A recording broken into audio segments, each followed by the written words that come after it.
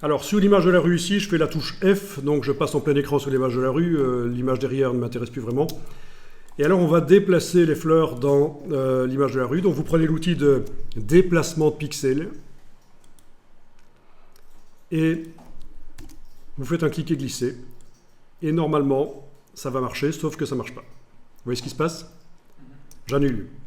Bon, je réessaye. Je ferme le groupe. Ok, le groupe est fermé, je prends ça. J'essaye de bouger. Mince, ça ne marche pas, ça foire. Et on dirait qu'il y a un calque qui s'active tout seul dans le groupe et que c'est uniquement celui-là que je déplace. Vous avez vu où est le problème? J'annule. Vous avez vu où est le problème? Oui, on pourrait les lier. C'est une vieille technique Photoshop qu'on n'utilise plus trop. Mais je la montre ici. Clic, majuscule, clic. Et on a une option lier qui est où? Lier les calques. Ça met des chaînes. Et à ce moment-là, ils vont bouger tous les deux. Mais je ne vais pas faire ça. Je vous explique le problème. Et là, je viens d'annuler les liens. Mais ça, c'est une technique qu'on utilisait avant que les groupes existent dans Photoshop, les liens. Le problème, c'est l'outil de déplacement. Il a ici une option, sélection automatique du calque. Ça veut dire que là où je clique dans l'image, le calque s'active et il bouge ce calque-là. Donc, il faut aller désactiver cette option sélection automatique du calque, qui est vraiment une crasse. C'est pratique quand on...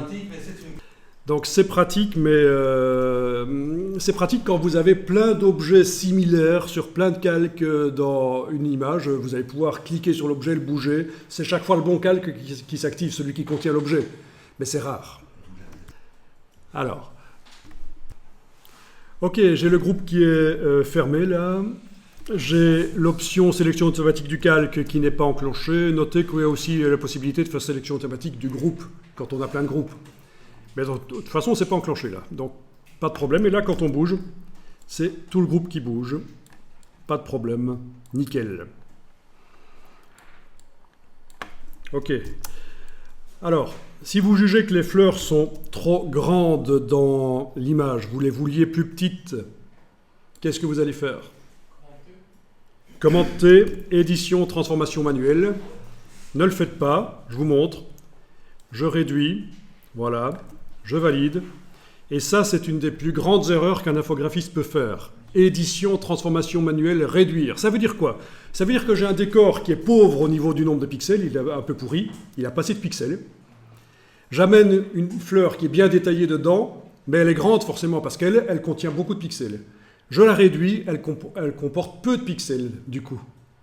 Ça veut dire que le maillon faible de votre photomontage va influencer négativement tout le photomontage.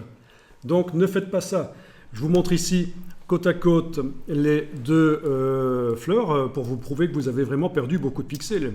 Si je regarde le centre de la fleur ici et de l'autre côté le centre de la fleur, ça me paraît évident que en réduisant, on a perdu. Donc, je ne vais pas m'attarder là-dessus maintenant parce que j'ai d'autres choses à vous montrer, mais quand on fera des photomontages plus complexes, vous verrez que, en fait, il faut agrandir le décor, multiplier les pixels dans le décor et garder l'élément que vous avez importé à la bonne taille avec tous ces pixels. Et donc là, je fais annuler. Et pour agrandir le décor, il y a des techniques qu'on verra. Voilà, mais alors souvent on me dit, mais à ce moment-là, si on multiplie le nombre de pixels du décor, ça devient flou. Mais il faut savoir que Photoshop va multiplier les pixels intelligemment. On fera une expérience, je vous montrerai avec une voiture, il y a le logo de la voiture, sur l'image originale, il est un peu pixelisé parce qu'il est petit sur la voiture, même si l'image de la voiture contient beaucoup de pixels, il est petit. On multiplie les pixels, et le logo devient lisse, on arrive à le lire du coup. Donc Photoshop multiplie les pixels intelligemment. Donc dire que multiplier les pixels, ça rend les images floues, c'est pas toujours vrai. L'idéal, c'est d'avoir des images avec plus de pixels dès le départ. Mais on n'a pas toujours le choix. Donc vous pouvez multiplier le nombre de pixels dans les images. Petite remarque, je fais beaucoup d'apartés, petite parenthèse ici. Cette image n'est pas professionnelle parce que l'image du décor. Parce que de manière, à mon avis, non intentionnelle, les verticales des immeubles sont penchées.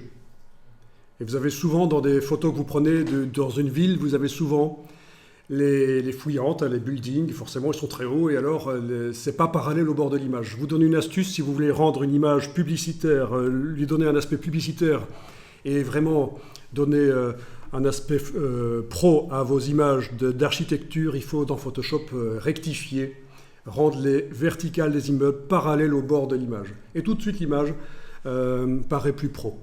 On peut aussi le faire au moment de la prise de vue, avec un objectif à décentrement, mais ça devient de la photographie de professionnel. Tout le monde n'a pas un objectif mobile par rapport au capteur pour corriger au moment de la prise de vue les fouillantes. On verra ça, c'est des choses dont on parlera forcément à un certain moment. Je ferme la parenthèse ici.